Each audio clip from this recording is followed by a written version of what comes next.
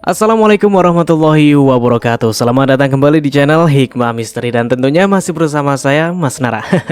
Apa kabar kalian semua? Semoga selalu baik-baik saja, sehat badannya dilimpahkan rezekinya dan dihindarkan dari segala mara bahaya. Amin. Di kesempatan kali ini saya akan menceritakan sebuah cerita drama rumah tangga dengan judul Diam-Diam Rujuk, melanjutkan dari part sebelumnya. Oke, seperti biasa sebelum ke ceritanya, bagi kalian yang belum subscribe channel ini silahkan bisa subscribe dulu dan aktifkan lonceng notifikasinya agar kalian tidak ketinggalan cerita dari channel Hikmah Misteri yang akan selalu meributkan hati kalian. Dan jangan lupa juga untuk share and like agar Mas Nara lebih semangat lagi untuk menghibur kalian. Oke, kalau sudah terima kasih, and so just try keep up with me.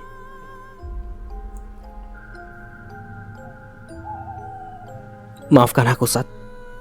Perempuan yang membuat hidup kakakmu sengsara adalah Nadia. Perempuan yang selama ini kamu tipu bermain judi online.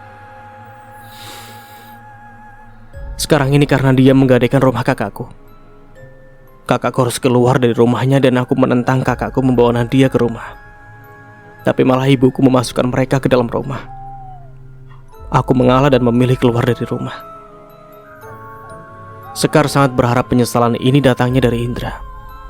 Hanya Indra yang begitu getol menyakiti perasaan Laras. Bukan hanya itu saja, Indra juga menghancurkan pernikahan yang diimpikan Indah oleh anak panti asuhan ini. Satria mulai paham situasinya. Lingkaran kehidupan mereka ternyata hanya berputar-putar di situ saja. Ingin membalaskan rasa sakit hati kakaknya juga dia tidak bisa. Sebab sudah dia lakukan sebelum tahu jika Nadia adalah orang yang telah merebut kebahagiaan kakaknya, Laras.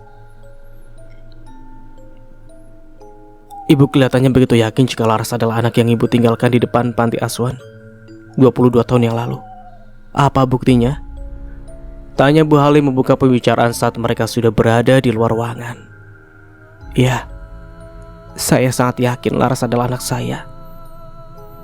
Saya sengaja meninggalkan secari kertas dengan menuliskan nama Laras Senopati agar penjaga panti bisa memberinya nama itu.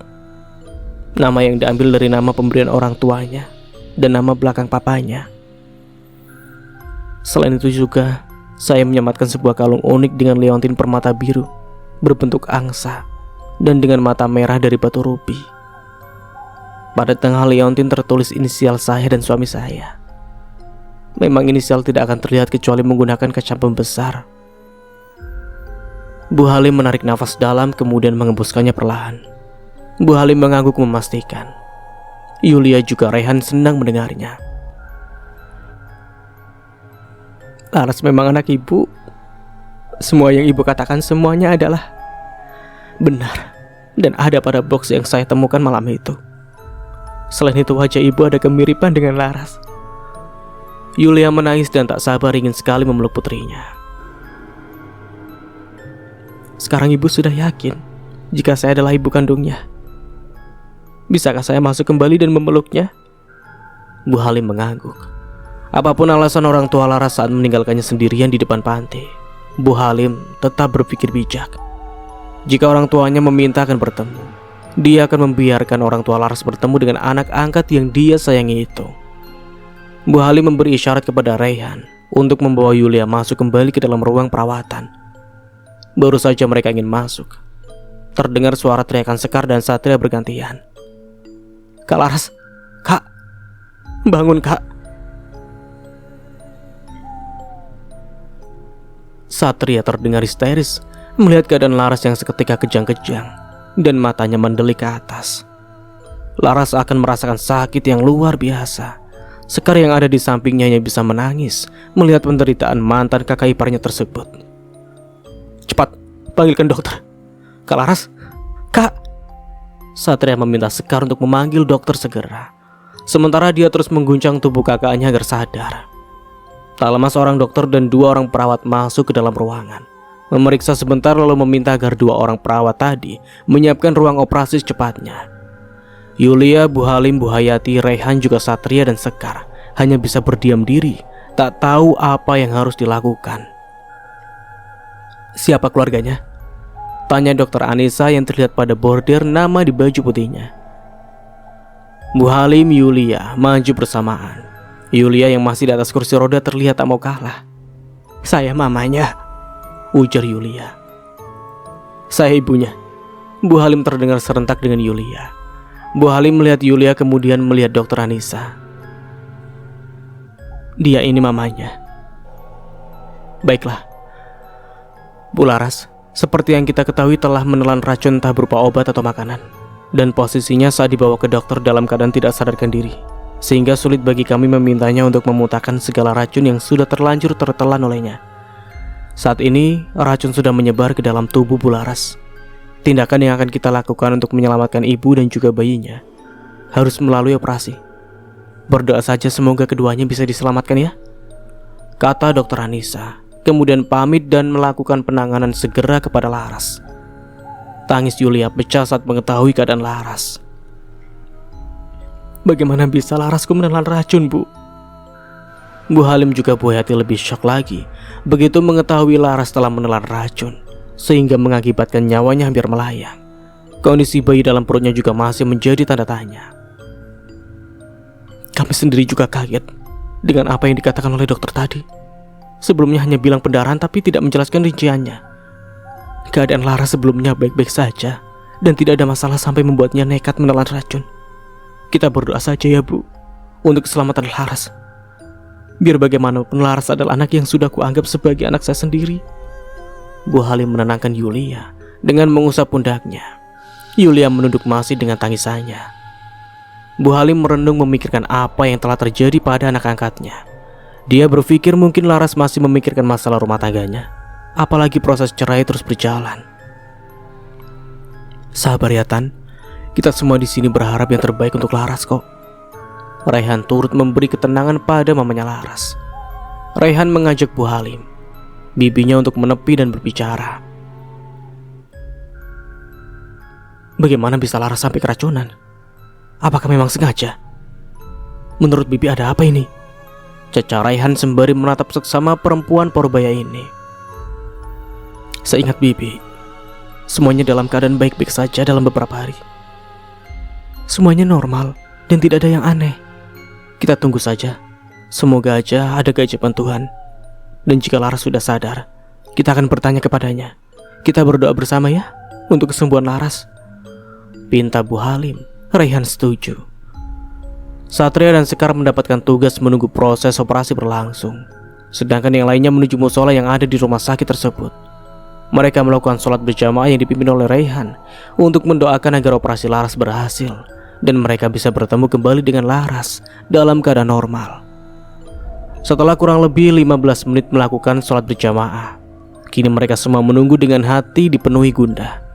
Operasi berjalan cukup lama, sekitar 8 jam. Mereka tidur bergantian. Hanya Yulia yang memaksakan diri tidak tidur sama sekali. Sebaiknya Mama beristirahat, karena seharian Mama belum ada tidur loh, pinta Satria. Mama akan menunggu sampai kakakmu selesai dioperasi. Mama sudah tidak tahan lagi memeluknya. Ingin memeluknya juga cucu Mama. Yulia bersikeras. Satria tak bisa berbuat apa-apa. Satria sama Sekar mau mencari makan dulu di depan ya. Mungkin jam segini masih ada yang jualan makanan. Mama janji ya, nanti Mama harus makan. Ingat, Mama juga harus dalam keadaan sehat saat bertemu dengan Kak Laras. Satria melihat arloji di tangannya yang menunjukkan pukul 10 malam. Yulia pun mengangguk. Aku ikut. Raihan tahu-tahu sedang menyusul mereka. Mereka bertiga keluar mencari makanan. Mereka memilih berjalan kaki sambil melihat pemandangan sekitar rumah sakit. Tak terlalu jauh dari sana, ada pedagang nasi goreng yang mangkal di pinggir jalan. Kita mau makan di sini atau dibungkus ya? Tawa Raihan. Makan di sini aja kali ya. Nanti buat yang lain kita bungkus saja, saut Satria. Raihan dan Sekar setuju. Kenapa begitu pelik kehidupannya kakakku? Mama terlihat sedih sekali memikirkan putrinya yang baru saja ingin dia temui. Malah keadaannya seperti ini. Kalau Satria sembari menyantap makanan yang sudah tersedia di hadapannya. Kalau memang Kak Laras sampai meminum racun karena perihal rumah tangganya, aku pastikan meminta tanggung jawab kakakku dan perempuan sialan itu. Sayangnya, sekarang hanya bisa berucap dalam hati, berpura-pura sibuk menyuap nasi goreng ke dalam mulutnya. Aku sendiri juga tak menyangka jika Laras adalah kakakmu. Terus terang saja, sejak pertama kali bertemu dengannya aku merasakan simpati yang dalam kepadanya. Dia perempuan yang cantik dan baik sekali. Hanya saja pertama kali melihatnya di bus malam itu, terlihat begitu banyak beban di dadanya. Tapi itu beberapa minggu yang lalu kala itu. Kalau sehari sebelum keadaannya seperti ini, rasanya tidak mungkin dia meminum racun. Dia terlihat bahagia, apalagi saat memegang kuas lukisannya. Senyumannya begitu lepas. Aku kok tidak percaya dia sampai ingin mengakhiri hidupnya. Ini pasti ada sesuatu. Hanya saja saat ini kita belum berani berspekulasi yang macam-macam. Bisa saja apa yang terjadi padanya karena ketidaksengajaan, urai Rayhan. Sesekali Rayhan berusaha menutupi kesedihannya. Satria dan Sekar bisa melihat hal itu. Sekar, apa kamu mau bercerita bagaimana kehidupan kakakku saat masih bersama kakakmu? Pandangan Satria beralih ke Sekar. Sekar mendongakkan kepalanya.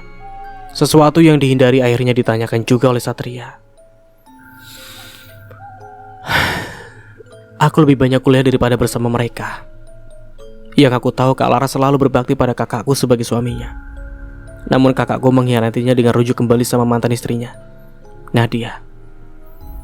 2 tahun Kak Indra menikah dengan Kak Laras. Kak Indra justru kembali pada Nadia setelah 6 bulan pernikahannya dengan Kak Laras. Dan itu tanpa sepengetahuan Kak Laras. Aku akui, kakakku memang jahat pada Kak Laras. Kalau kamu mau menghukumnya, hukumlah aku. Sekar pun pasrah. Tidak. Aku tidak akan balas dendam atas apa yang terjadi pada kakakku. Hanya saja aku mencoba menuruti kejadian. Apa benar karena permasalahan rumah tangga membuatnya nekat ingin mengakhiri hidupnya bersama calon bayinya? Aku yakin kakakku juga tidak akan menyimpan dendam. Terlihat dari didikan Bu Halim, kakakku pasti orang yang kuat, saud Satria. Ternyata Laras menikah dengan kakakmu. Menurutku kakakmu orang yang bodoh, mau menyanyiakan perempuan secantik dan sebaik Laras. Kalau soal Laras sedih karena permasalahannya kurasa tidak mungkin. Meski Laras orangnya tertutup, tapi aku yakin kok Laras tidak akan berpikiran pendek begitu ingin mengakhiri hidupnya. Tambah Rayhan. Sekarang hanya bisa diam saja kakaknya dikatakan bodoh oleh pria tampan di hadapannya ini. Rayhan benar, Indra memang benar-benar bodoh sehingga membuang berlian seperti Laras dan menggantinya dengan kerikil. Telepon Satria berdering dengan keras dari Yulia yang mengabarkan jika operasi Laras sudah selesai. Operasi Kak Laras sudah selesai. Sebaiknya kita ke sana. Setelah mengambil pesanan nasi bungkus dan membayar, mereka bertiga gegas kembali ke rumah sakit dengan perasaan cemas menanti kabar Laras. Rayhan, Satria dan Sekar gegas berjalan menuju ruangan operasi di mana Laras baru saja selesai dilakukan tindakan operasi. Mereka bertiga masih belum tahu bagaimana kabarnya. Dengan perasaan cemas, mereka akhirnya sampai di depan ruangan. Dokter Anissa baru saja meninggalkan tempat. Yulia, Bu Halim juga Bu Hayati terlihat sekali terpukul hingga membuat mereka bertiga bertanya-tanya, ada apa gerangan? Ada apa, Mah? Yulia tak menyaut. Dia menunduk dan tak bisa menahan air mata yang terus membuat jejak di pipinya. Pertanyaan yang sama juga dilontarkan oleh Rayhan. Bi, ini ada apa? Gimana kabar Laras? Bu Halim menarik nafas panjang, sesekali menghapus air matanya. Wajah yang sudah mulai terlihat garis-garis itu memandang Rayhan dengan pandangan sendu. Rayhan semakin tak sabaran.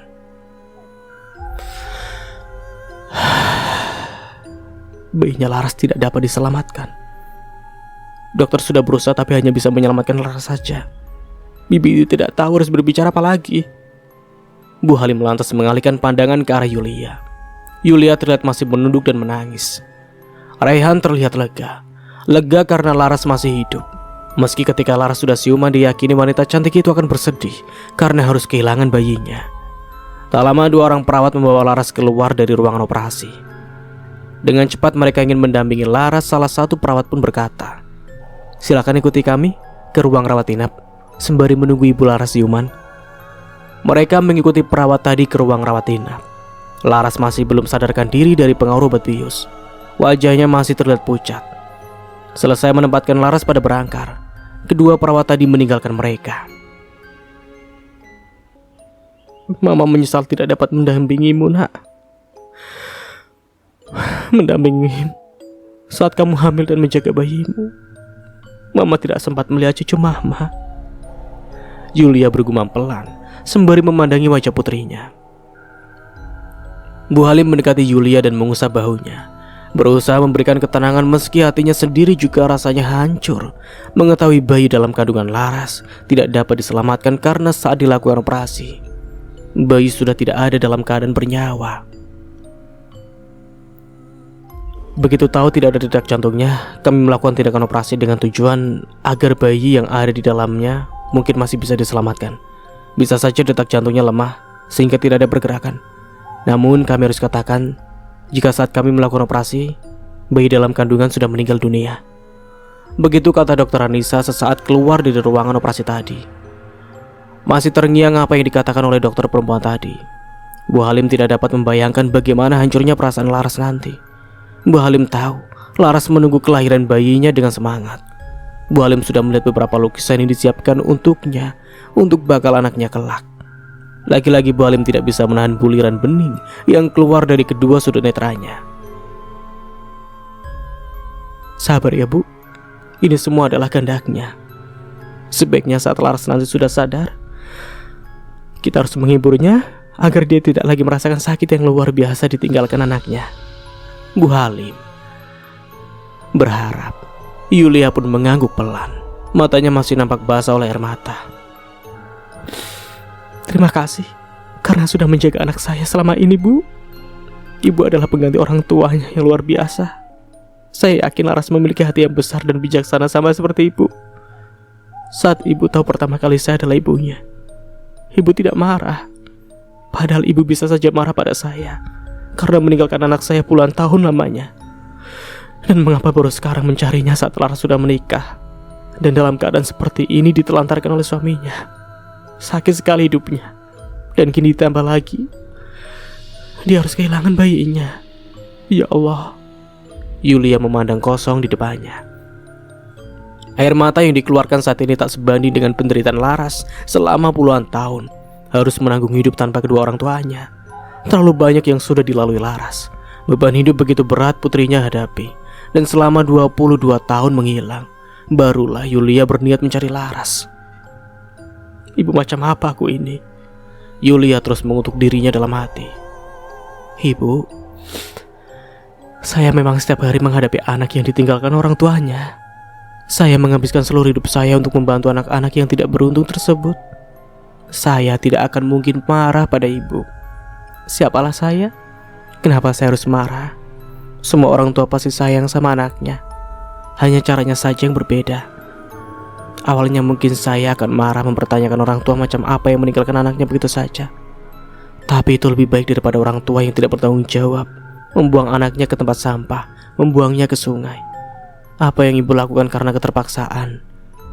Saya bisa apa? Dan saya bukan Tuhan yang bisa menghakimi ibu yang membuat Laras bertanya-tanya siapa orang tuanya.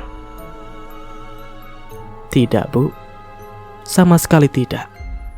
Beber Bu Halim sembari memandang Yulia. Saya sudah sangat bersyukur ibu akhirnya mau datang mencari Laras. Saya sangat berharap setelah ini Laras tidak akan bersedih lagi. Tugas ibu sekarang untuk membagikan Laras yang tanpa ibu dampingi selama 22 tahun ini. Bayarlah hutang ibu, hutang kasih sayang. Hanya satu pesan saya, pastikan Laras bahagia. Dia patut mendapatkannya. Saat ibu sudah di sini, tugas saya sudah selesai. Sekarang giliran ibu. Bu Halim kembali menangis. Menangis bila mengingat rangkaian peristiwa saat Laras masih bayi hingga dewasa hidup di panti asuhan bersama anak-anak lainnya. Iya, Bu. Terima kasih atas segalanya. Saya berjanji tidak hanya pada ibu, tapi pada Tuhan, pada diri saya sendiri. Untuk nantinya Laras akan saya pastikan mendapatkan kebahagiaan yang tidak dia dapatkan selama bertahun-tahun waktu saya tinggalkan. Saya akan menebus semuanya. Bu Halim lantas memeluk Yulia. Mereka menangis bersamaan.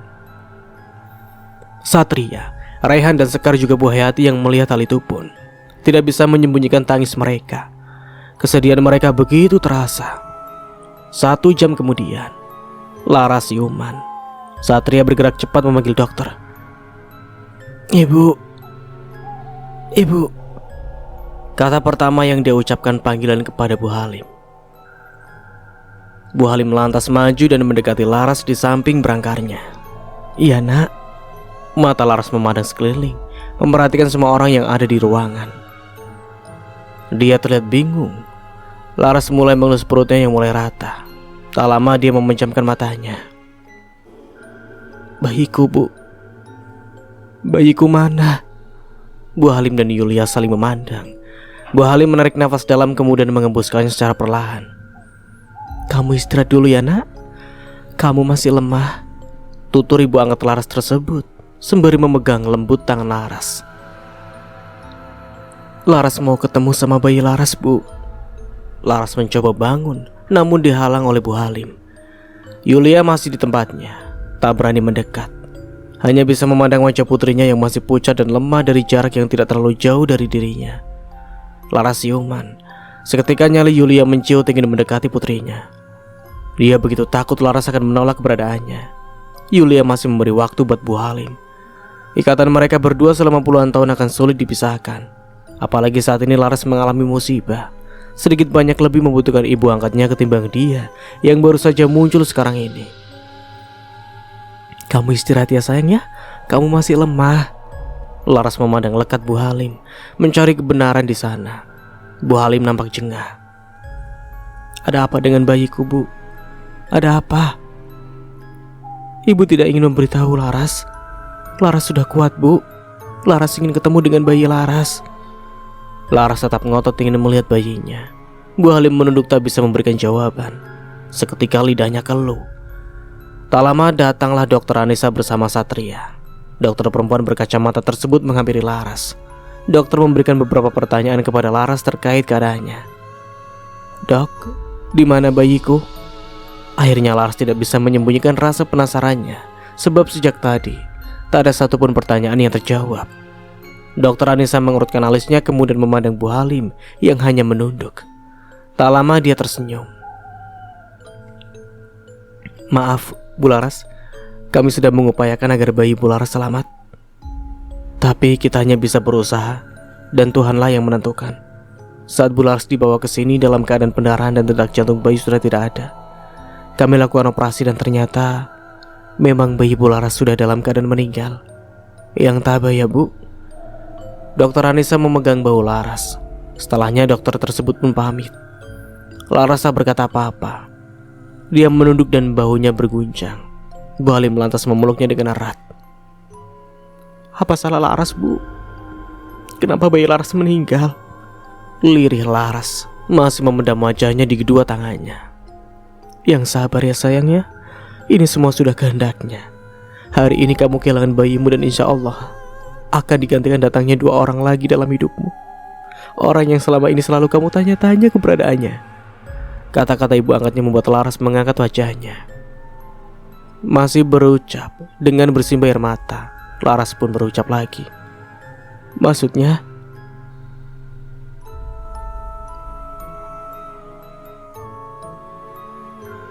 Bu Halim membelai rambut anak angkatnya itu. "Mama kandung dan adikmu ada di sini." Laras mengurutkan alisnya, bingung dengan apa yang telah diucapkan oleh Bu Halim. "Ini mama kamu dan ini adik kamu." Yulia dan Satria bersamaan mendekati Laras. Mereka berdua tersenyum. Laras hanya diam menatap satu persatu anggota keluarganya. Keluarga yang meninggalkannya puluhan tahun, dan dia harus menikmati asam garam kehidupan selama hidup di panti bersama Bu Halim. Laras sudah merelakan hanya punya ibu saja. Laras tidak butuh orang lain lagi.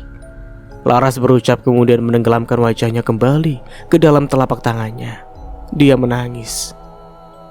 "Laras, nak, kamu jangan begitu sayang. Ini beneran mama kamu dan Satria adik kamu." Kembali Bu Halim bersuara membujuk Laras. Laras menenggelamkan kepalanya dalam benaman kepalanya. Bu Halim menghela nafas panjang. Bu Halim memberi isyarat agar Yulia dan Satria bersabar dan memberikan waktu untuk Laras. Mau tak mau Yulia dan Satria mundur. Terlihat sekali gurat kesedihan di wajah Yulia. Sejak awal dia memang sudah yakin jika Laras akan menolaknya mentah-mentah. Anak mana yang akan tahan jika diperlakukan seperti Laras? Dia buang begitu saja dan setelah 22 tahun baru muncul ke permukaan. Di saat wanita cantik itu sedang berduka kehilangan bayinya, bayi hasil pernikahan dari suami yang tak mencintainya. Begitu pedih kehidupannya. Begitu Yulia dan Satria pergi keluar ruangan, Laras baru mau mengangkat kepalanya, menyeka air matanya.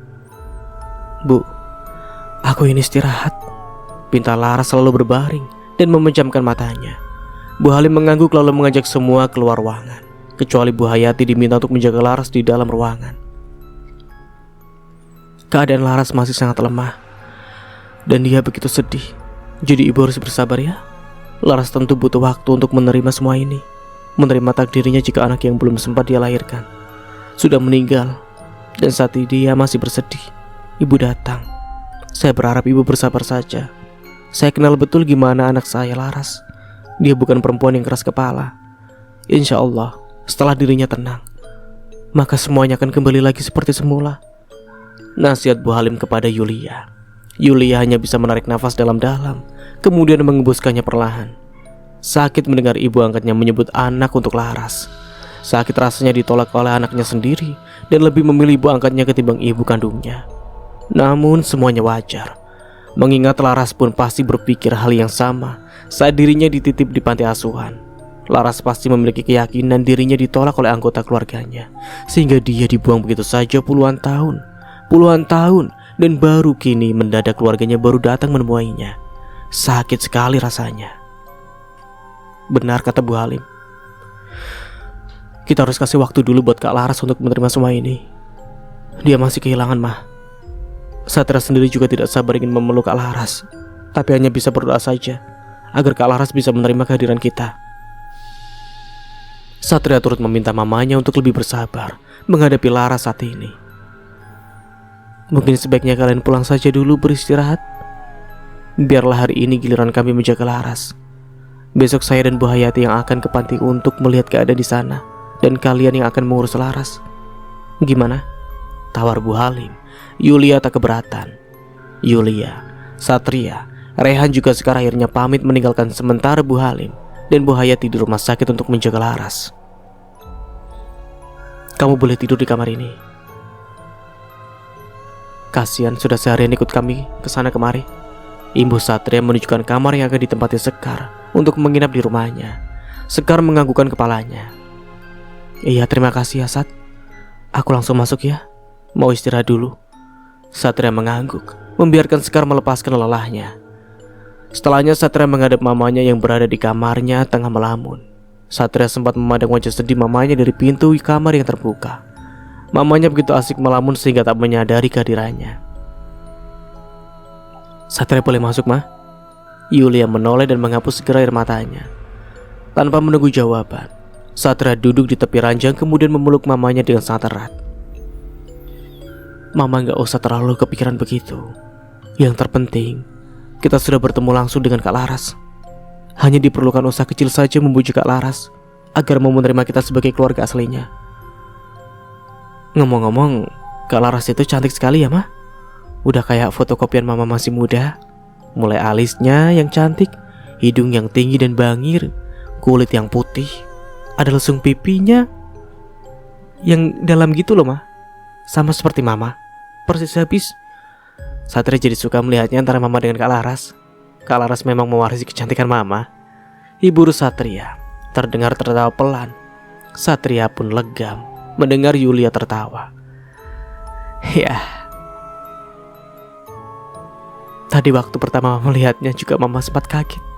Mirip sekali kayak Mama waktu masih muda dulu. Tanpa menggunakan kalung dan petunjuk lainnya, orang sudah bisa menebak di anak Mama. Yulia tertawa masih dengan linangan air matanya. Iya, kalau tahu gitu Satria gak perlu sibuk-sibuk cari kesana kemari. Cukup lihatkan foto Mama aja, pasti sudah pada langsung ketemu ya. Satria dan Yulia tertawa bersama. Tanpa mereka sadari dari balik pintu, Sekar bersembunyi mencuri dengar apa yang dibicarakan oleh Satria dan mamanya. Oh ya?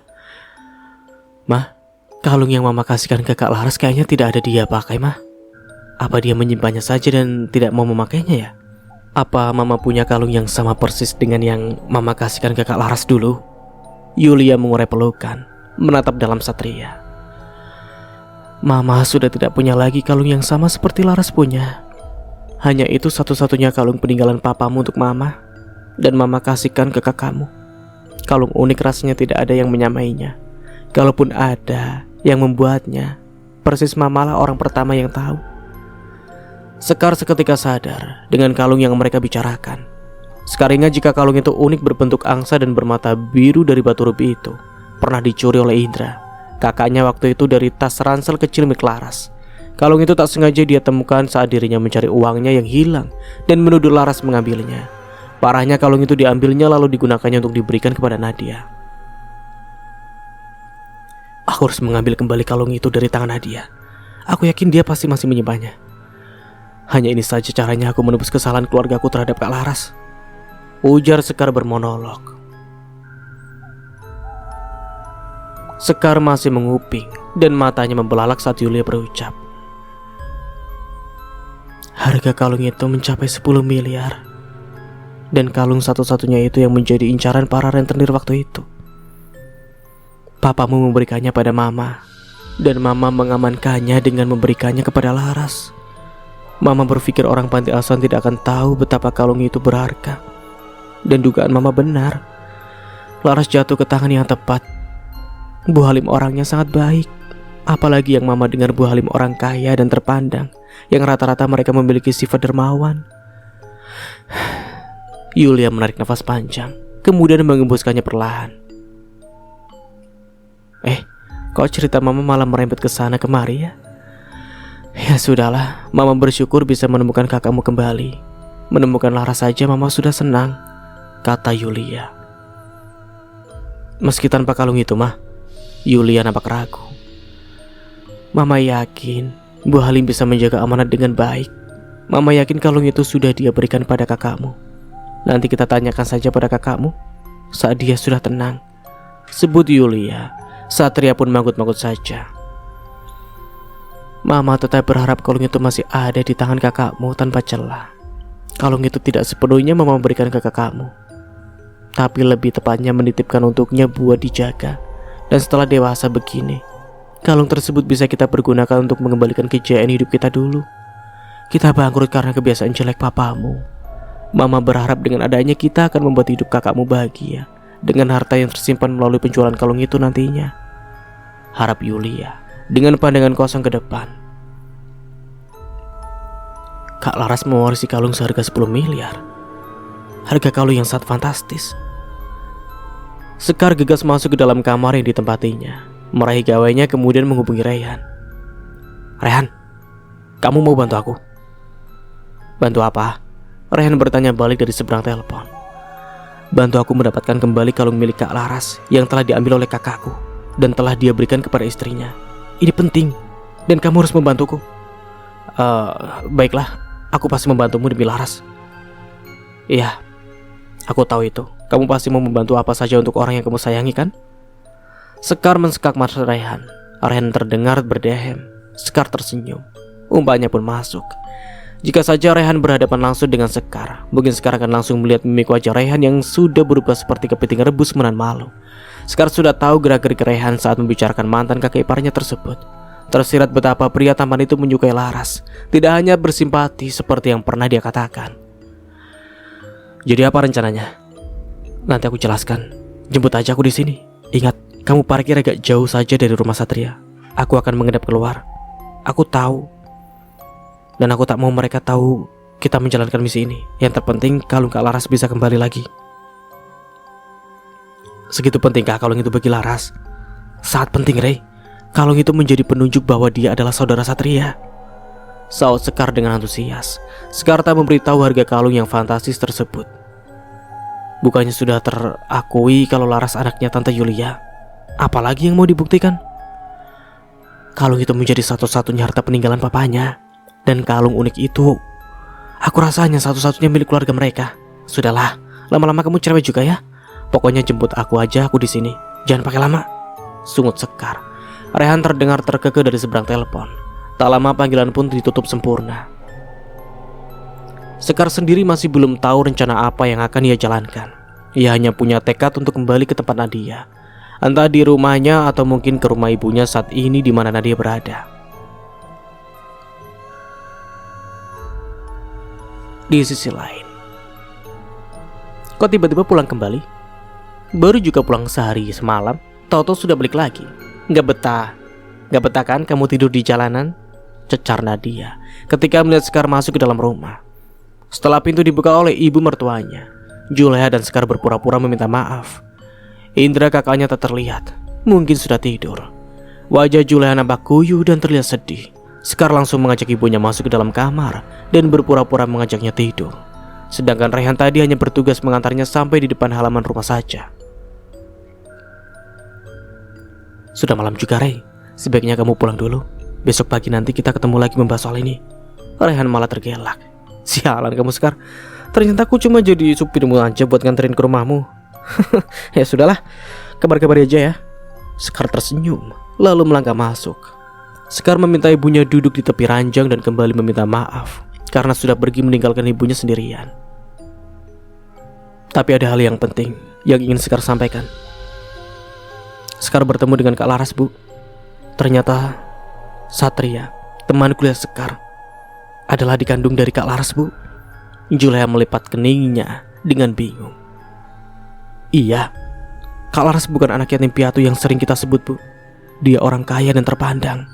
Kalau sampai Kak Indra tahu, pasti dia bakal minta balikan sama Kak Laras. Tapi itu tidak mungkin, sebab Kak Laras pasti membencinya sekarang karena bayi Kak Laras meninggal. Juleha terperangah mendengar cerita anak bungsunya ini. Satu-satu kalau cerita, Kar. Bayi Laras meninggal. Kok bisa?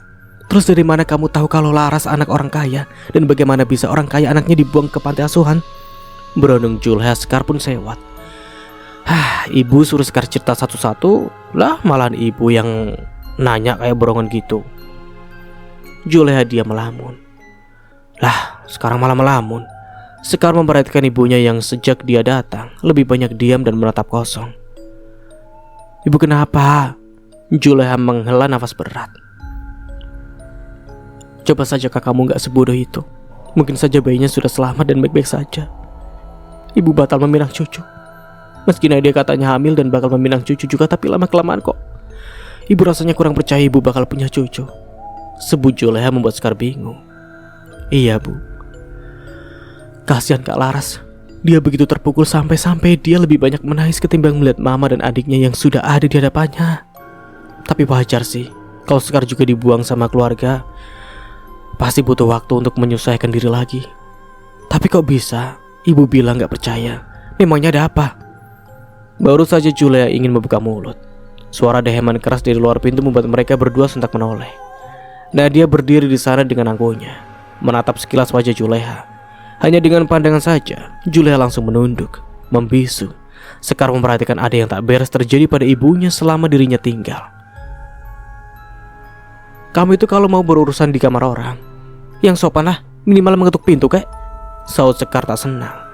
Sekar melangkah menuju pintu lalu membantingnya dengan keras. Tak mempedulikan Nadia yang tengah berdiri di depan pintu. Dasar kamu sialan ya. Dasar perempuan tidak tahu malu. Sudah keluar rumah dari rumah malah balik lagi. Takut miskin kamu kan? Sekar masih mendengar umpatan Nadia di depan pintu kamar. Sekar membukanya dengan cepat. Apa tadi kamu bilang? Kamu bilang aku perempuan tidak tahu malu. Itu bukannya kamu ya? Ingat ya, kamu di sini itu menumpang hidup. Sudah jelas ditalak sama kakakku malah balik lagi dengan alasan hamil. Tunggu saja, aku pasti akan membongkar kelakuanmu yang membuat kakakku muntah melihatmu. Nadia melotot mendengar ucapan Sekar. Hei, yang ada kamu yang bakalan diusir dari sini. Lihat saja, karena ini adalah rumah suamiku dan kalianlah yang hanya menumpang. Kita taruhan saja siapa yang akan diusir dari sini nanti. Lihat saja. Setelah berkata begitu, Nadia langsung menghindar pergi. Sabar nak, gak usah kamu ladeni dia. Biarkan saja. Juleha menenangkan Sekar yang sudah tersulut emosinya. Baiklah, Sekar akan sabar, Bu. Menghadapi orang seperti dia memang harus banyak stok sabar. Tapi tolong cerita ke Sekar, apa yang terjadi selama Sekar tidak ada di rumah? Juleha lantas menunduk membuat Sekar semakin curiga. Ayo Bu, jangan ada yang disembunyikan. Sekar mulai memaksa ibunya untuk menceritakan apa yang sudah terjadi. Tapi kamu harus janji, jangan marah sama kakakmu. Karena apa yang kakakmu lakukan terpaksa, nak. Sekar menghela nafas panjang, kemudian mengangguk pasrah. Jadi kemarin itu kakakmu ditagih terus sama pihak bank mengenai hutang kartu kredit yang katanya sudah wajib bayar. Jumlahnya 51 juta. Dan waktu itu kakakmu niatnya mau minta pinjaman ke kantornya. Tapi ternyata perusahaannya sedang dilakukan pengurangan karyawan.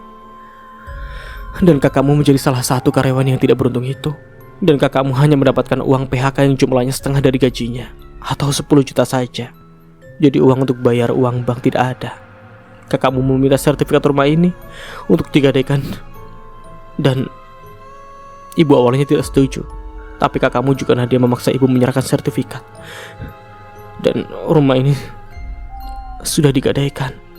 Bak disambar petir. Mata Sekar melotot seperti akan keluar dari tempatnya. Apa?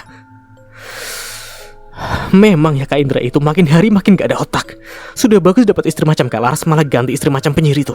Bangkrut kan dia? Sudah di PHK, hutang menumpuk, dan sekarang sertifikat rumah juga digadai. Kalau dia menganggur, terus nanti yang bayar uang cicilan gadean gimana? Benar-benar ya. Sekar sudah hilang kesabaran. Selain itu, apalagi dilakukan mereka pada ibu? Ibu gak usah bohong. Sekar bisa melihat sendiri ibu seperti kecapean. Sekar bisa melihatnya, Bu. Juleha meneguk salivanya. Dia sendiri juga tidak kuat jika lama-lama tinggal bersama anak sulung juga menantunya. Juleha merasa tidak dihargai. Indra lebih banyak membela istrinya. Sejak kedatangan mereka, dirinya melakukan semuanya untuk keduanya layaknya pembantu. Dengan alasan dia lagi hamil dan tidak bisa melakukan pekerjaan rumah, sehingga pekerjaan rumah dibebankan kepada dirinya sepenuhnya. Ngaku, Bu, mereka memperlakukan ibu kayak pembantu kan? Pasti perempuan sialan itu sembunyi di bawah ketiak kakak Indra. Dan bilang lagi hamil, jadi semua pekerjaan ibu yang melakukannya kan? Tebakan Sekar sangat tepat. Dia seakan mendengar suara hati ibunya. Juleha menangis sambil menganggukkan kepalanya. Sekar sudah tidak bisa sabar lagi. Dia lantas bangkit dari tempat duduknya, kemudian melangkah keluar menuju kamar kakaknya Indra. Juleha mengekor dari belakang. Sekar, sudah nak, tadi kamu bilang mau sabar. Juleha masih terus membuntu di belakang. Sekar tak peduli, bahkan semakin mempercepat langkahnya. Kak, keluar kamu! Teriak Sekar. Emosinya sudah tidak bisa dia tahan lagi. Jika dia yang dijadikan pembantu oleh saudaranya mungkin tidak terlalu dia pikirkan, tapi ini berbeda. Ibunya yang sudah melahirkan mereka justru tidak dihargai hanya karena Indra membela istrinya yang tidak tahu diri ini. Begitu Indra membuka pintu, Sekar dengan gampangnya menampar keras wajah kakaknya tanpa baba lagi. Keterlaluan kamu, Kak. Baru saja aku meninggalkan rumah ini seharian, tapi sudah banyak yang kamu lakukan untuk memanjakan istri tersayangmu itu. Mana dia? Suruh dia keluar. Kamu itu gak punya otak ya? Menggadaikan sertifikat rumah ini terus ibu kamu perlakukan lainnya pembantu hanya karena kamu memanjakan istri sialanmu itu. Sekar berusaha masuk dalam kamar dan ingin mengejar Nadia dan dengan sigap mengepalkan tangannya. Namun Indra menghalangnya. Sudah, kamu jangan seenaknya ngomong. Aku dipecat dan aku harus bayar hutang kartu kredit. Apa salah kalau aku menggadaikan sertifikat rumah ini? Lagi pula hanya sementara saja. Begitu nanti aku dapat pekerjaan, rumah ini juga akan kembali seperti semula. Kamu bilang aku memperlakukan ibu kayak pembantu. Kamu itu kalau ngomong ditakar dulu. Ibu itu sudah berumur, jadi wajib mengerahkan badannya supaya dia tetap sehat. Semua pekerjaan memang sengaja aku suruh ibu yang mengerjakan, biar Nadia tidak kecapean. Dia kan lagi hamilan aku. Indra tak mau kalah. Bukan main, luar biasa durhaka kamu sama orang tua. Kamu bisa ketakutan melihat istrimu yang cebol itu kecapean, tapi kamu menutup mata melihat ibu capek. Ingat ya Kak, suatu saat apa yang kamu lakukan akan berbalik sama kamu nanti. Aku tak akan pernah ikhlas kamu perlakukan ibu kayak gitu. Luar biasa, melindungi istri yang jelas-jelas selingkuh, menghabisi uangmu, menumpuk utangmu. Sekarang dia datang dengan kabar hamil. Kamu yakin dia hamil? Hah? Atau dia hanya pura-pura saja supaya dia bisa kembali sama kamu? Atau memang dia hamil tapi tidak jelas siapa bapaknya? Mendengar hal itu membuat hati Indra panas. Dia menampar wajah Sekar dengan sangat keras.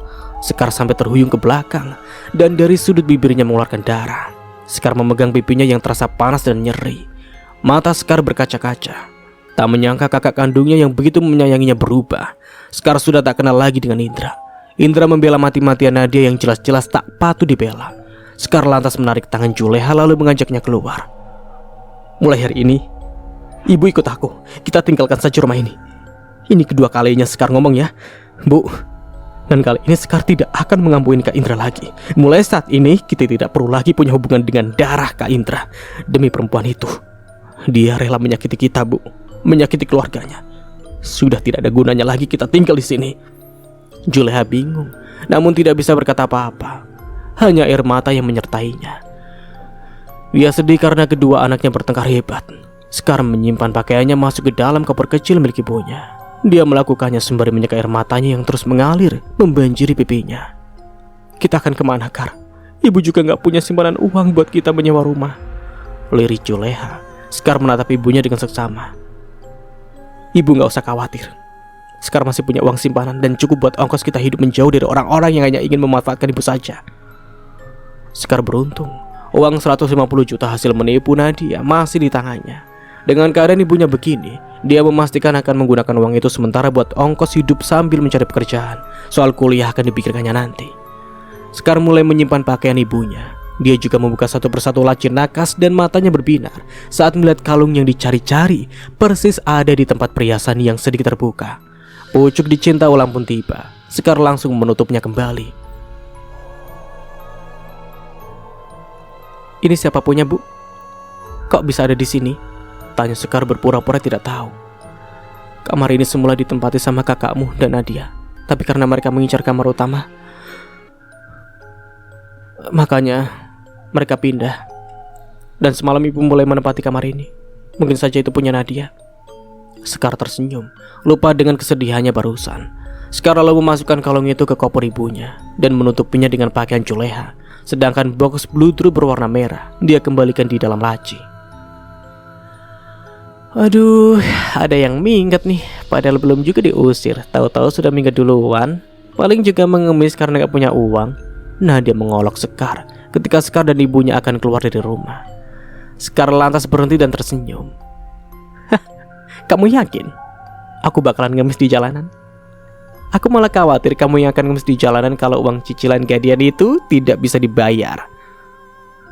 Iya, tidak bisa dibayar sama suamimu yang pengangguran sekarang ini. Nih, kayaknya dengan duit ini aku bakalan beli rumah yang bagus.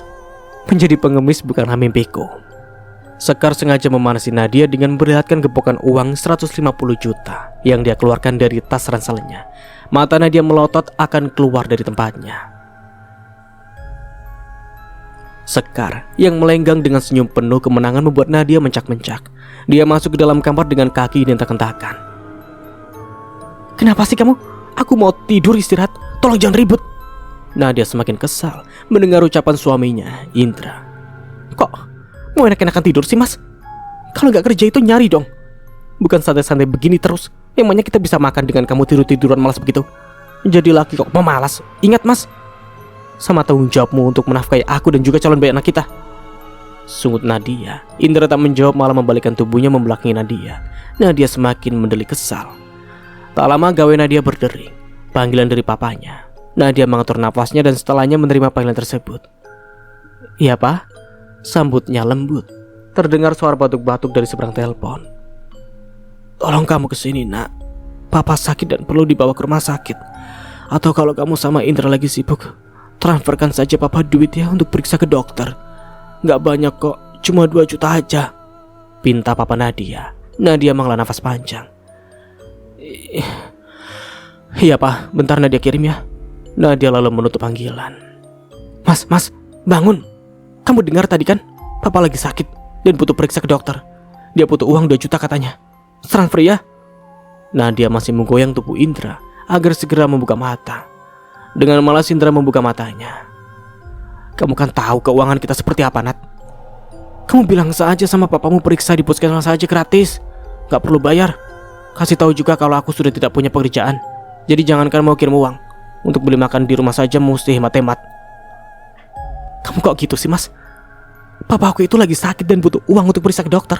Kamu malah seenaknya minta dia periksa ke puskesmas. Memangnya bisa sembuh? Yang ada malah tambah sakit. Sudah tugas kamu sebagai menantu mengusahakan apa yang papa mertua kamu minta. Jadi transfer sekarang. Mana sini handphonemu? Nadia bangkit, ingin mengambil gawe Indra di atas nakas. Indra dengan cepat membuka matanya dan langsung mengambil gawenya yang tak sempat tersentuh oleh Nadia, lalu menyimpannya dalam kantong celananya. Nadia melotot. Kamu gak usah lagi mengeluarkan uang untuk kebutuhan apapun, karena kita seperti ini juga awalnya dari kamu. Rumahku yang diambil rentenir, utang puluhan juta dari kartu kredit dengan menggandakan sertifikat rumah ini. Jadi jangan coba-coba lagi kamu mau ambil uangku. Indra menjawab dengan tatapan tajam. Yang lalu jangan pernah lagi kamu ungkit-ungkit, Mas. Aku bicara masalah yang sekarang tentang keadaan papa. Ayo dong, transfer papa. Gak banyak, hanya 2 juta. Lagian sisa gedean rumah ini juga masih ada ratusan juta. Kan kamu pegang. Cuma 2 juta aja kamu peliknya minta ampun sama papaku. Bujuk Nadia sambil merapatkan tubuhnya ke suaminya. Indra menolak. Uang sisa gadean itu mau kugunakan untuk membayar angsuran gadean setiap bulannya sampai aku mendapat pekerjaan kembali. Kamu jangan pernah coba-coba mau memakainya, jawab Indra kembali memenajamkan matanya. Nadia semakin sewot. Meski begitu bukan Nadia namanya jika dia tidak bisa memikirkan caranya, karena dia tahu benar kebiasaan Indra menyimpan uangnya di sela-sela pakaian. Nadia ikut pura-pura berbaring di samping suaminya, memastikan terlebih dahulu Indra terlelap. Sekitar 5 menit Indra benar-benar sudah tertidur. Terdengar suara dengkuran halusnya. Nadia tersenyum dan mulai mengibaskan tangannya ke depan wajah Indra, lalu perlahan turun dari tempat tidur menuju lemari pakaian. Tak membutuhkan waktu lama, Nadia menemukan beberapa gubok uang pecahan 50.000. Nadia menimbang-nimbang apa yang akan ia lakukan. Lebih baik aku tinggalkan saja dia. Gak ada gunanya juga hidup sama pengangguran. Sementara aku butuh makan, butuh shopping, butuh healing. Ngapain bertahan sama laki-laki gak ada gunanya, gumamnya. Nadia kemudian mengambil semua uang simpanan Indra kemudian berlalu begitu saja. Nadia melangkah menuju kamar Juleha untuk mengambil kalung miliknya yang dulu diberikan oleh Indra. Ia membuka laci dan mengambil box merah begitu saja tanpa membukanya. Dia harus buru-buru meninggalkan rumah sebelum ketangkap basah Indra. Di sisi lain, sebenarnya kita ini mau kemana, Kar? Tanya Juleha. Sudahlah, ibu tenang saja. Kita selesaikan satu masalah dulu, setelahnya kita akan mencari tempat tinggal, jawab Sekar sambil menatap ke depan. Dia berencana pergi ke rumah sakit di mana Laras dirawat. Sekar ingin menyerahkan perhiasan milik Laras sebagai tebusan rasa bersalah keluarganya terhadap perempuan cantik itu. Sekar berharap Laras mau ikhlas memaafkan kekejian keluarganya. Saat memasuki ruangan Laras, nampak Bu Halim dan Bu Hayati ada di sana sedang berbicara dengan Laras. Kedatangannya membuat mereka bingung, terutama Bu Halim sangat mengenal Juleha. Maaf Bu, tolong jangan berprasangka buruk dulu. Kedatangan kami ke sini untuk mengembalikan kalung milik Kak Laras yang telah diambil oleh kakak ipar saya. Sekar segera membuka koper ibunya, kemudian mengambil kalung unik milik Laras. Laras memandang kalung miliknya dengan takjub, matanya berbinar. Dari mana kamu dapatkan kalung ini, Kar? Aku sudah lama mencarinya, karena kalung ini satu-satunya peninggalan orang tua aku. Laras menerima kalung itu dari Tang Sekar. Kalung ini sebenarnya dicuri sama Kak Indra, dan dia berikan ke Nadia. Aku langsung mengambilnya saat mamamu, juga Satria membicarakan soal kalung ini. Sebenarnya aku sendiri juga tidak tahu bentuk kalungnya, tapi mereka merinci untuk bentuk kalungnya. Maka aku jadi ingat dan segera mengambilnya kembali, terang Sekar. Laras menyimak. Maksudnya perempuan yang kemarin kesini pakai kursi roda itu bersama laki-laki muda itu yang membicarakan masalah kalung ini. Sekar mengangguk mendengar pertanyaan Laras. Mereka itu memang keluargamu, Kak? Mereka memang tidak berbicara langsung kepada aku. Aku hanya menguping pembicaraan mereka. Begitu aku tahu harga kalung ini mencapai 10 miliar, makanya aku langsung berniat mengembalikannya kepadamu. Semua yang ada di ruangan itu terkejut mendengarnya. Ya Allah, Nak. Kalau begitu mereka memang keluargamu.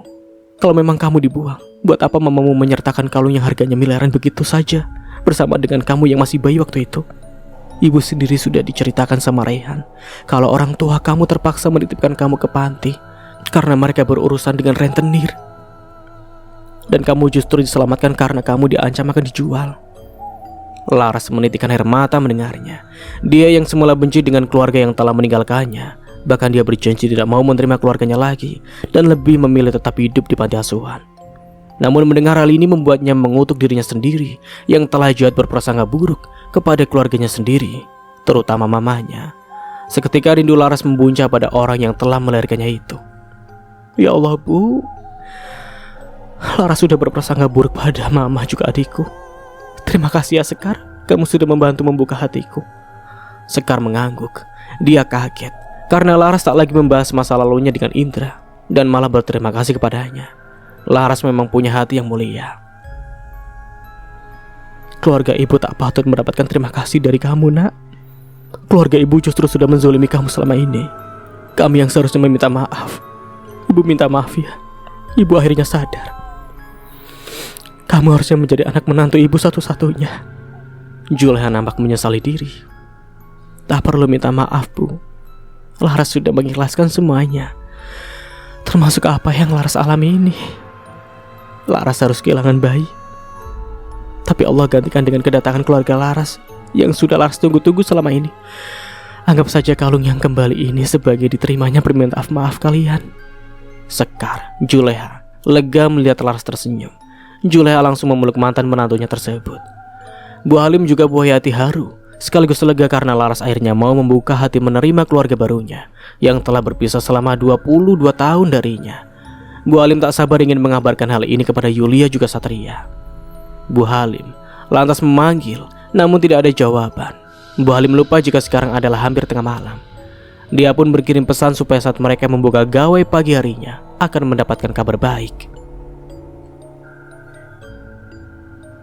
Pagi sekali, Yulia membuka matanya dan memanggil Mbok Meni, ART-nya yang melalui tombol yang tak jauh dari nakas tempat tidurnya. Hanya dalam waktu 2 menit, Mbak Meni sudah ada di kamarnya. Setelahnya Mbak Meni membantunya untuk membersihkan tubuh di kamar mandi. Begitu selesai dan berpakaian, Yulia meminta Mbak Meni menyiapkan sarapan untuk dirinya dan Satria juga Sekar. Yulia belum tahu jika Sekar tidak ada menginap di rumahnya.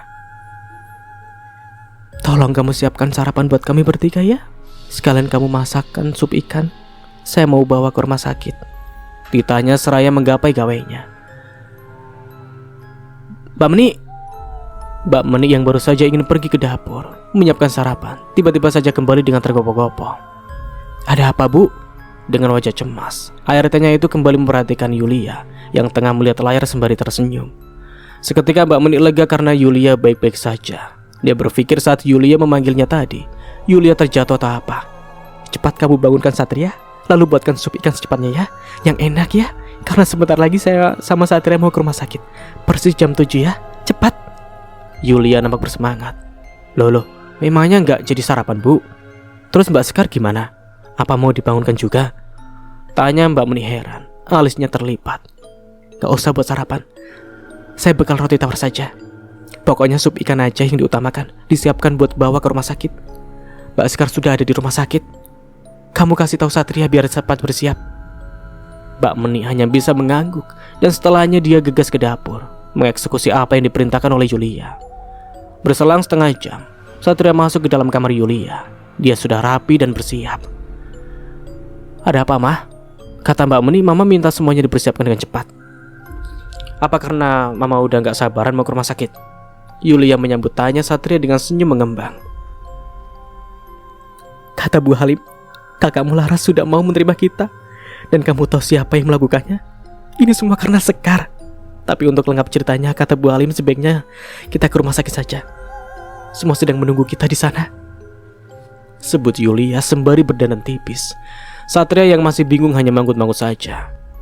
Begitu sup ikan selesai dimasak dan dikemas, Yulia dan Satria langsung menuju rumah sakit. Selama dalam perjalanan terlihat sekali Yulia tidak bisa menyembunyikan kebahagiaannya akan bertemu dengan putrinya, Laras. Sampai di ruangan Laras, Yulia langsung mendekat dan meski masih kaku, Laras memeluk mamanya. Yulia berkali-kali mengecup pipi dan kening putrinya itu. Dia begitu rindu dengan anak sulungnya tersebut. Semua yang ada di ruangan tak bisa menahan tangis melihat kebahagiaan ibu dan anak yang baru dipertemukan tersebut setelah puluhan tahun lamanya. "Maaf ya, Ma. Kemarin Laras menolak Mama. Laras janji gak akan pernah berprasangka buruk lagi sama Mama juga adik Laras. Laras bahagia akhirnya bisa berkumpul kembali bersama keluarga asli Laras." Mereka masih berpelukan dan larut dalam kebahagiaan yang tak terhingga. "Mama dan Papa yang harus meminta maaf, Nak. Kami sudah begitu jahat meninggalkan kamu sendirian dan hidup di panti asuhan. Beruntung kamu memiliki Bu Halim, orang yang baik dan membesarkanmu dengan penuh kasih sayang." Laras mengurai pelukan dan menyekai air matanya yang sudah menganak sungai. Oh ya, sejak kemarin Laras hanya melihat Mama dan Satria saja. Papa sendiri mana, Ma? Pertanyaan Laras membuat Yulia semakin menitikkan air matanya. Papamu meninggal beberapa tahun yang lalu. Dia meninggal dalam sakitnya. Sakit karena merasa bersalah dan begitu rindunya dia padamu, Nak. Maafkan Mama jika kamu hanya bisa bertemu dengan kami berdua tanpa papamu. Laras kembali membenamkan kepalanya di pelukan mamanya. Mereka begitu asik melepaskan rindu. Mereka baru tersadar saat ada kunjungan dokter. Wah, semua lagi berkumpul ya. Keadaan Bu Laras bisa cepat membaik. Baguslah, dukungan keluarga itu penting untuk memulihkan fisik Bu Laras. Kemungkinan Bu Laras besok sudah bisa pulang. Terang Dokter Anissa. Semua di ruangan tersenyum mengucap syukur. Oh ya, Mama sampai lupa kalau Mama membawakan sup ikan buat kamu makan, Nak. Ujar Yulia saat Dokter Anissa selesai memeriksa Laras dan pamit pergi. Mendengar sup ikan, mata Laras berbinar. Kau Mama tahu Laras suka sup ikan sih? Yulia seketika bingung. Mama juga gak tahu apa kesukaanmu, Nak. Hanya saja sup ikan adalah makanan favorit Mama, Papa, juga Satria. Jadi Mama pikir untuk pemulihanmu terasa lebih cepat jika makan sup ikan. Tapi ternyata kamu memang suka. Ini benaran Mama, gak tahu sama sekali loh, sebut Yulia dengan tersenyum. Gen memang tidak bisa dibohongi ya. Walaupun kalian terpisah puluhan tahun, giliran makanan kesukaan udah ngontak saja. Sup ikan ini memang kesukaan Laras sejak kecil. Saat dia dulu sakit atau rewel, saya masakan sup ikan lah.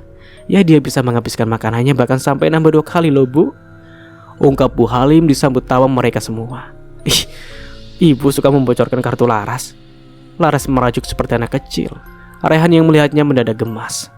Sejak kedatangan Rehan, pandangannya memang tak lepas dari Laras. Laras saja yang tak memperhatikannya. Kebiasaan Rehan memandang itu tak lepas pula dari perhatian Sekar. Sekar menahan senyum. Ya gak apa-apa dong, Nak. Itu artinya kamu memang keturunan dari Bu Yulia. Dan itu sudah tidak bisa diragukan lagi. Oh ya, katanya tadi mau ngomong sama mamanya soal kalung. Timpal Bu Halim sembari tertawa kecil. Oh iya, hampir lupa, Mah. Semalam Sekar bersama ibunya datang kemari, membawakan kalung Laras yang dulunya sempat hilang. Dari kalung inilah yang membuat Laras yakin kalau Mama tidak mungkin tega meninggalkan Laras sendirian kalau tidak ada sebabnya. Laras memperlihatkan kalung unik berbentuk angsa tersebut kepada Yulia. Kalung ini terlalu mewah buat Laras, Mah. Biar Mama saja pakai, dan kalau perlu jual buat kebutuhan hidup keluarga kita. Kata Sekar harga kalung ini mahal. Jadi harapan Laras, kalung ini bisa dipakai buat keluarga kita. Laras tak memerlukan barang mewah. Yang Laras butuhkan sekarang adalah kasih sayang keluarga Laras, dari Mama juga dari adik Laras, Satria, yang ganteng ini. Satria yang disebut segera mendekat ke arah kakaknya, mencium punggung tangan kakaknya dengan tajam, kemudian memeluknya. Yulia turut memeluk Laras dengan erat. Laras sangat mengerti keadaan keluarganya. Ia sangat bersyukur. Yulia yakin dengan penjualan kalung unik di tangannya bisa mengembalikan semua utang-utang suaminya dulu, dan sisanya dapat mereka pergunakan untuk memulai hidup baru sebagai keluarga yang lengkap. Di sisi lain, Indra membuka matanya, merenggangkan otot-ototnya, kemudian bangun dari tempat tidurnya, menuju ke kamar mandi untuk mencuci muka dan sikat gigi. Begitu selesai, dia menuju dapur mencari sarapan. Nat, kamu lagi bawa sarapan ya? Indra mulai mengedarkan pandangan ke semua sisi dapur. Nadia tak jua ia temukan. Bahkan lampu teras dan lampu dapur masih dalam keadaan menyala. Padahal jam telah menunjukkan pukul 9 pagi. Indra mulai mencari Nadia ke seluruh ruangan yang ada di rumah. Tak ada tanda-tanda Nadia di sana. Indra kembali ke kamar, mengambil gawai dan menghubungi Nadia. Nomor ponsel Nadia tidak aktif. Indra mencoba berulang kali, hasilnya nihil. Indra mulai panik. Dia memeriksa lipatan pakaian di lemari. Matanya melotot dan dadanya naik turun emosi. Saat tumpukan uang sisa gadean rumah yang akan ia pergunakan untuk mengangsuri cicilan rumah tidak dia temukan juga di sana. Sialan, perempuan itu menipuku. Pasti dia yang mengambil uangku, lirik Indra seraya menyugar rambutnya dengan kasar. Kita harus segera pergi dari sini, Pak. Sebelum Mas Indra datang ke sini. Mas Indra sudah menggila, pengangguran, Dan Nadia sudah tak mau lagi berlama-lama menjadi istrinya. Nadia tidak mau hidup miskin. Rumah ini segera digadikan saja ke rentenir, tanpa perlu ditebus lagi. Nadia mengutarakan maksudnya pada papanya. Iya, tapi ini ada apa kok tiba-tiba? Tanya papanya. Pokoknya papa harus menurut. Papa nggak mau Nadia celaka kan? Mas Indra sudah tidak terkontrol sifatnya. Untuk kesini saja Nadia harus ngumpet, karena dia tidak memperbolehkan Nadia pergi kemana-mana, meski itu untuk menjenguk papa. Dia sudah pengangguran di PHK sama kantornya, Pak. Setelah itu sikapnya berubah menjadi menakutkan. Sudahlah, Pak. Sebaiknya papa bergemas segera, dan Nadia akan menghubungi rentenir yang biasa tempat Nadia menggali rumah. Setelah itu kita akan pergi sejauh mungkin agar tak diketahui oleh Mas Indra. Meski bingung dan ingin protes, demi anak semata wayangnya itu, Gunawan pun menurut. Sekitar 1 jam semua urusan mereka selesai, dan mereka berdua meninggalkan rumah dan mengantongi uang hampir 400 juta. Nadia tersenyum menyeringai jika membayangkan bagaimana Indra nanti akan bangun dan mendapati semua uangnya sudah ludes. Menggunakan mobil sewaan, Nadia dan papanya meninggalkan kota. Nadia berniat akan mencari tempat di pinggiran kota sehingga Indra tak bisa menemukannya. Papa juga harus berusaha mengajukan perpindahan tempat kerja, saran Nadia. Gunawan menghela nafasnya panjang, matanya menatap lurus ke jalan. Papa tinggal 2 tahun lagi pensiun, Nak. Rasanya malas lagi mau mengajukan pindah tugas. Biarlah papa kerja di tempat biasanya. Kalau kamu nanti ketemu Indra, paling juga papa akan bilang tidak tahu keberadaanmu. Dan rumah itu sudah kamu gadaikan, dan papa harus hidup menyewa. Dengan begitu Indra tidak bisa berbuat apa-apa, beber Gunawan. Nadia tersenyum mendengarnya. Dering handphone Nadia berbunyi keras. Panggilan dari Sinta. Nadia mengacukannya. Dia tak ingin pembicaraannya didengar oleh papanya. Dia menunggu hingga ada waktu sendirian untuk menghubungi Sinta nanti. 2 kali panggilan ditolak Nadia. Dia pura-pura tidur. Sekar, bantu kakak. Nadia bawa lari uang kakak sekitar 150 juta. Uang itu hasil gadian dan kakak akan gunakan untuk membayar cicilan rumah. Pesan yang dikirimkan oleh Indra hanya dibaca oleh Sekar. Tertanda dengan centang biru saja. Indra harap-harap cemas adiknya itu akan membantunya. Namun hingga 2 jam berlalu jawaban dari Sekar tak jua ia dapatkan. Indra menarik nafas dalam, kemudian mengembuskannya perlahan. Semua ini salahku. Jadi wajar adik juga ibuku kini tak mau lagi mempedulikanku. Apa yang harus aku lakukan sekarang? Ujar Indra bermonolog. Tanpa sadar air matanya mengalir, dan dengan sikapnya yang pelin-pelan, dia teringat akan Laras. Jika saja aku tak membuang Laras, mungkin aku masih jaya dan tidak terlilit utang di mana-mana. Allah mungkin menghukumku karena sudah zalim pada Laras. Bukannya kebaikan yang aku dapatkan, malah semakin hari semakin terpuruk keadaanku. Sesal Indra dengan perasaan campur aduk tak karuan. Menyesal juga tak ada gunanya, selain memikirkan bagaimana mencari solusi agar dirinya tak kehilangan rumah satu-satunya hasil kerja kerasnya membelikan ibunya rumah. Selain tak memiliki harta lagi, Indra juga ditinggalkan oleh orang-orang yang sangat menyayanginya. Namun, dia mengusir orang-orang terkasihnya dan memutuskan membela Nadia, yang jelas-jelas tidak pernah memberikan kebaikan kepadanya. Setelah setengah jam menatapi nasibnya, Indra merasakan perutnya keroncongan. Dia mulai masuk ke dapur untuk mencari bahan makanan yang bisa dia olah dan dijadikan makanan untuk sarapan pagi yang sebenarnya sudah memasuki waktunya makan siang ini. Membuka kulkas. Semua isi kulkas hampir sepenuhnya hanya berisi air mineral saja, dan hanya ada sayur sawi di sana. Itu pun hanya beberapa lembar saja. Indra kemudian memeriksa lemari penyimpanan makanan dan mencari mie instan di sana. Dia beruntung karena masih ada stok mie instan sekitar 15 bungkus di sana. Dia pun mulai memasak air, menunggu mendidih untuk memasak mie instan dicampur dengan sayur sawi. Selang 5 menit Indra mulai menyantap makanannya dengan sangat lahap. Sesekali dia menghapus air matanya yang sukses mengalir deras. Sambil menyuap makanan ke mulutnya terus dia menangis. Dia seakan kembali pada masa-masa di mana Laras melayaninya memasakkan nasi goreng seafood kesukaannya. Begitu juga saat masih berkumpul dengan ibu juga adiknya Sekar. Tak sekalipun dia sempat kelaparan, dan makanan yang dihidangkan selalu saja enak-enak. Selesai makan, Indra kemudian mengambil kunci kontak mobilnya dan mulai menyalakan mesin. Nasib apes masih berpihak kepadanya. Meteran bahan bakar mobilnya berkedip, tanda bensinnya sekarat. Indra mematikan mesin, kemudian masuk ke dalam rumah berjalan gontai menuju kamar. Dia mulai memeriksa satu persatu kantong celana dan bajunya, berharap masih ada tersisa uang di sana untuk membeli bensin dan jika memungkinkan bisa membeli makanan juga rokoknya. Hampir 10 menit mencari. Indra mulai cemas karena dia baru mengumpulkan uang 7.000 saja. Terdiam mematung di sisi ranjang, memikirkan apa yang harus ia lakukan selanjutnya. Dia ingin sekali mendatangi Nadia di rumah papanya, rumah yang dia belikan dulu hanya karena kendala mobilnya tidak bisa digunakan. Sekar dan ibunya nampak kompak, tak mau menjawab apapun panggilan maupun pesannya. Indra tak tahu lagi apa yang harus ia lakukan. Setelah cukup lama terdiam, dia baru ingat jika Tony, teman sekaligus sahabatnya, bisa diandalkan saat dia mengalami situasi genting sekalipun. Ton, kamu bisa bantu aku nggak? Aku minta tolong ke sini. Sekitar setengah jam lagi aku ke sana. Pas istirahat kerja ya, tawar Tony. Indra hanya bisa pasrah, sebab hanya Tony lah satu-satunya harapannya kini.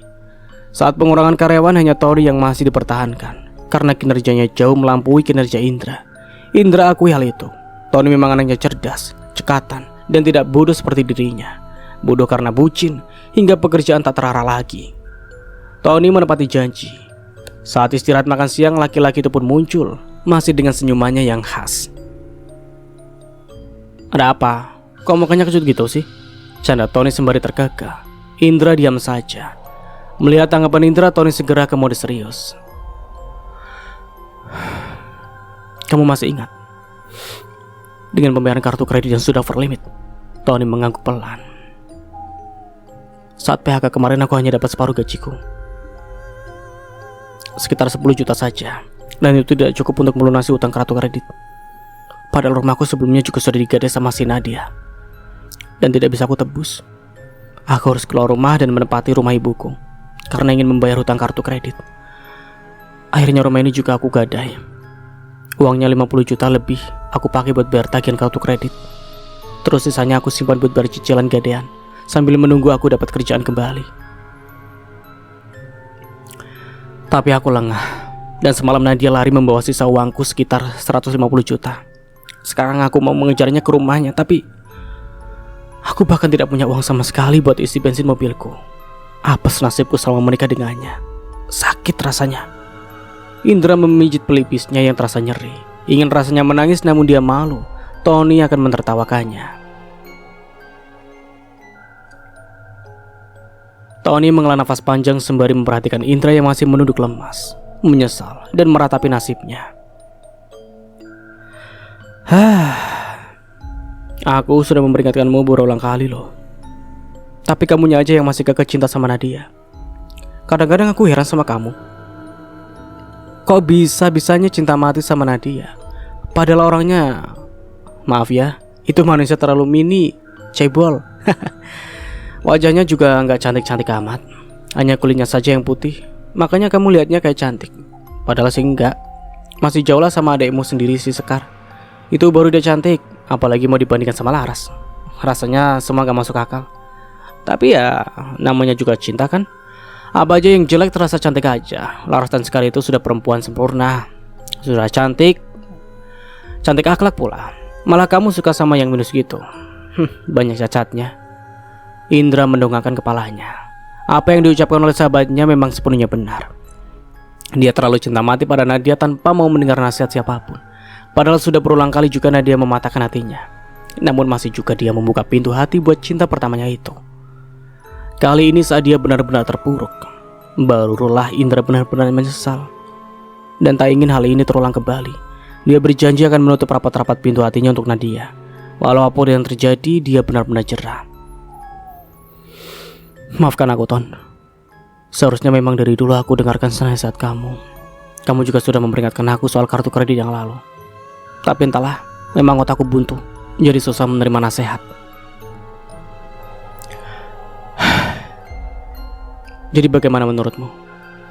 Apa yang harus aku lakukan sekarang? Indra meminta saran Tony, karena dia menganggap hanya Tony lah selalu mencari jalan keluar setiap permasalahannya. Ya jangan minta maaf ke aku aja noh, ke ibumu, adekmu, apalagi Laras.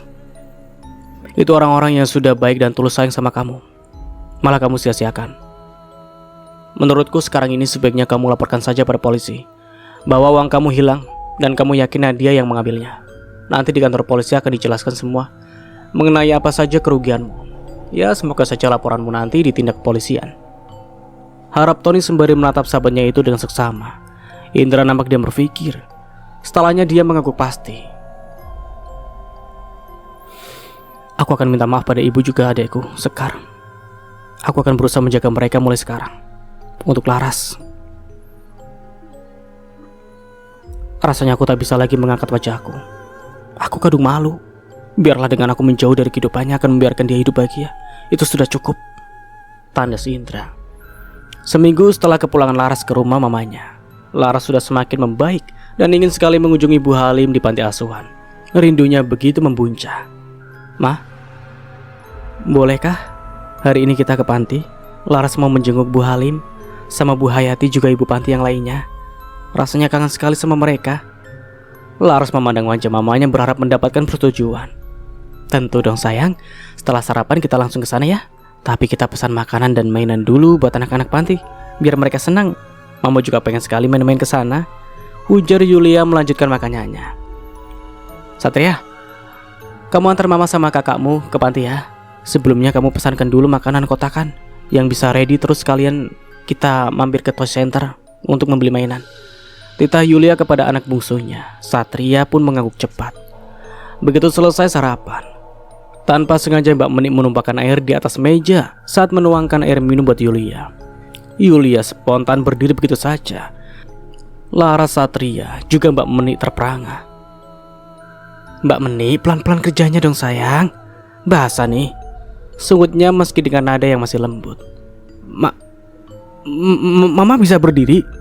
Satria memandang takjub mamanya. Begitu juga dengan Laras. Yulia pun kaget dengan kakinya yang terasa ringan menopang tubuhnya.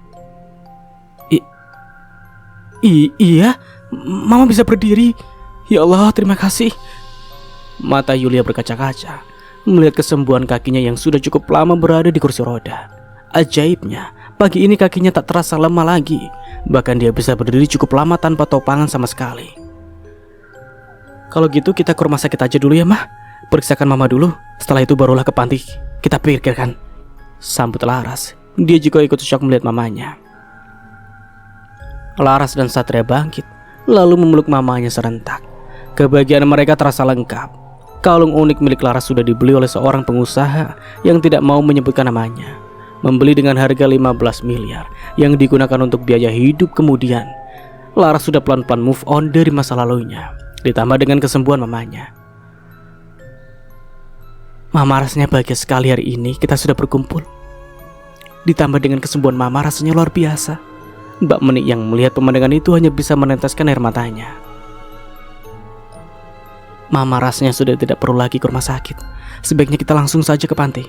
Mama sudah tidak sabar membagi kebahagiaan dengan anak-anak panti," sebut Yulia. Dia bersikeras tidak mau dibawa ke rumah sakit. Laras dan Satria menurut pasrah. Gawai Satria berdering beberapa kali. Satria mengambil gawainya dan melihat ke layar. Sekar memanggilnya. Satria menepi sebentar dan berbicara. Kurang lebih 2 menit Satria menutupnya dengan sempurna. "Siapa, Nak?" tanya Yulia sembari memperhatikan wajah Satria yang berubah tegang.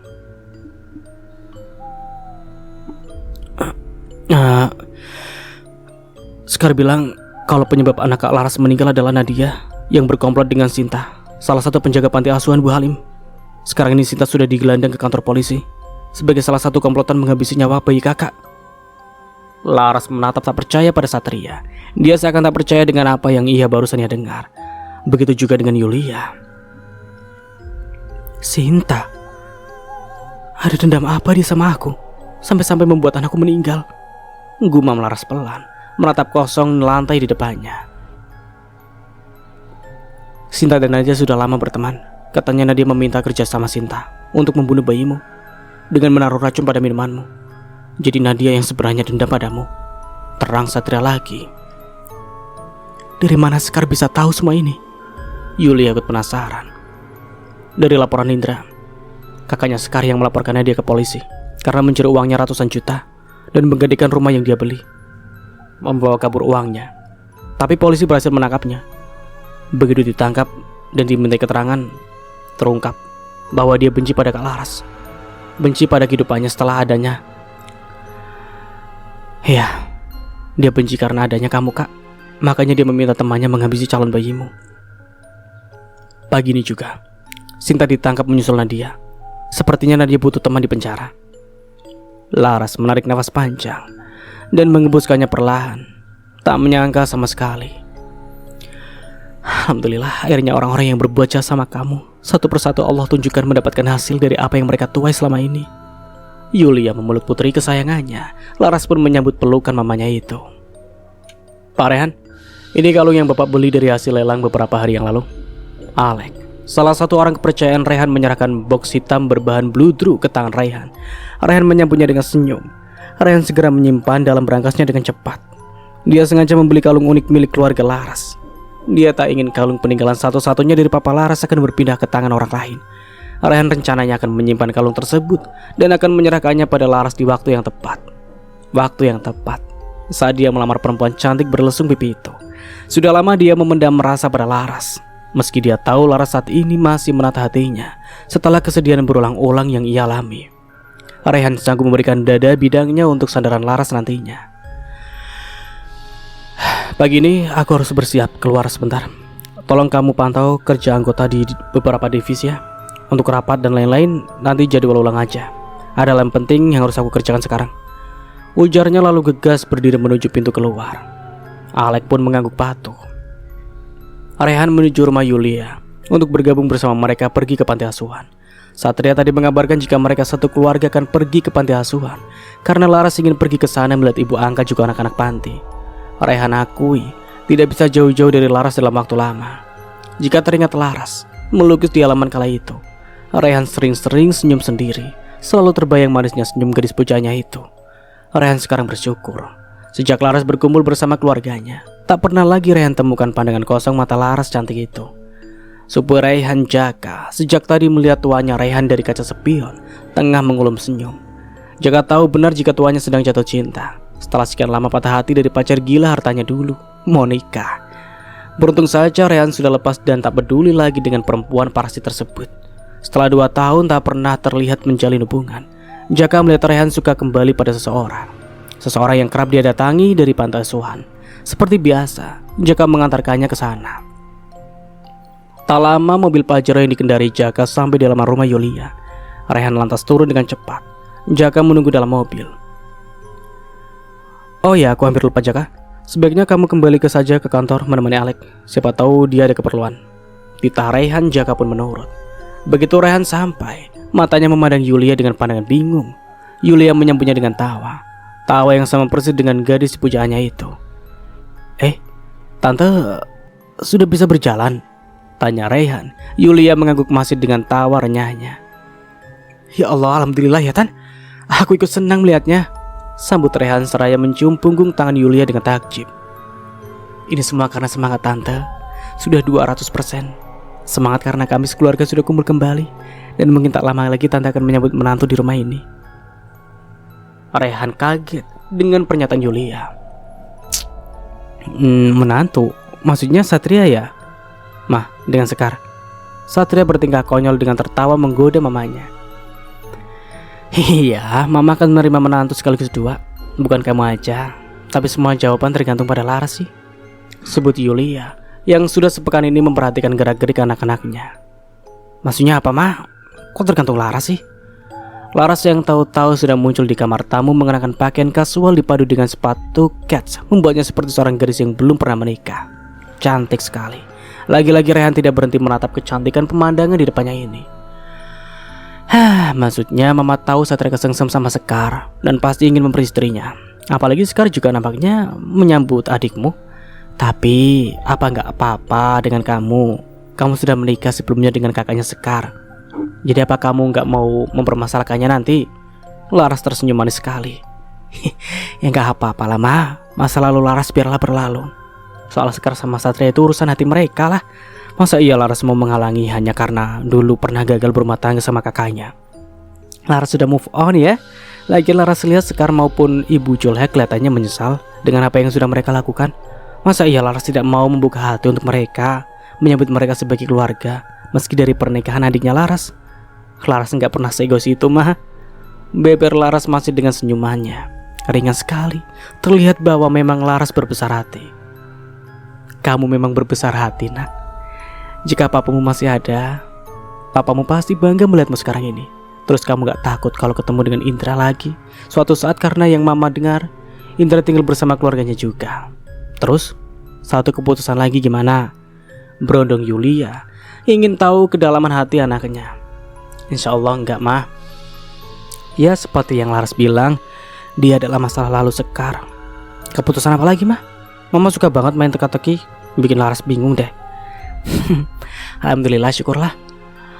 Mama juga gak mau kamu masih memikirkan masa lalumu. Yang penting itu sekarang. Ambil saja hikmah dari sesuatu yang menimpamu ya. Setiap kesedihan akan ada kebahagiaan. Ya, keputusan satu lagi itu, kalau misalnya Rehan mau melamarmu, apa kamu mau? Tanpa tedeng aling-aling, baik Laras maupun Rehan kaget dengan apa yang diucapkan oleh Yulia. Laras melihat ke arah Rehan yang dipandang kikuk. Tak lama Laras menghela nafas panjang.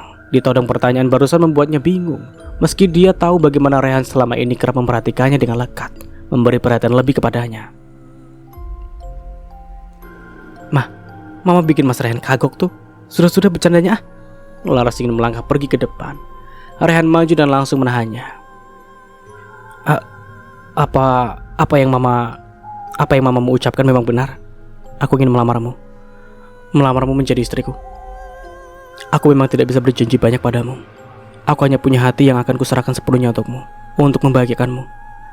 Tanpa basa-basi karena sudah terlanjur terbuka rahasianya, membuat Rehan berani. Yulia dan Satria senyum-senyum mendengarnya. Kalau soal itu aku butuh waktu, tapi pasti akan aku pikirkan. Jelas Laras dengan suara lirih. Rehan mengangguk. Aku akan tetap menunggu sampai kamu siap. Satria dan Yulia yang ada di ruangan itu pun tersenyum, menggoda sambil berdeham berulang kali. Laras menunduk malu, wajahnya merona. Ya udah deh, mah, ayo kita ke panti. Bu Halim sedang menunggu kita di sana. Ajak Laras dengan perasaan malu, disambut tawa mama juga adiknya. Dia tak menyangka jika kehidupannya yang sulit selama 22 tahun benar-benar dibalas dengan indah oleh Allah Subhanahu wa taala. Bahkan saat indah di luar ekspektasinya. Laras memang yakin Rehan adalah pria yang tepat untuk mendampinginya. Hanya saja dia memang butuh waktu menata hatinya. Butuh waktu melihat sifat Rehan supaya tidak gagal lagi dalam berumah tangga. Dan cerita pun akhirnya selesai. Cerita yang cukup menarik. Dan ya alhamdulillah lah, ternyata endingnya tidak menyedihkan. Ya seperti biasa, semoga kita bisa mengambil hikmahnya dari cerita di atas ya. Ambil sisi positifnya dan buang sisi negatifnya. Dan dari saya, mohon maaf bila ada salah kata atau dalam penyampaian cerita. Akhir kata, wassalamualaikum warahmatullahi wabarakatuh. Sampai jumpa di video berikutnya and bye-bye.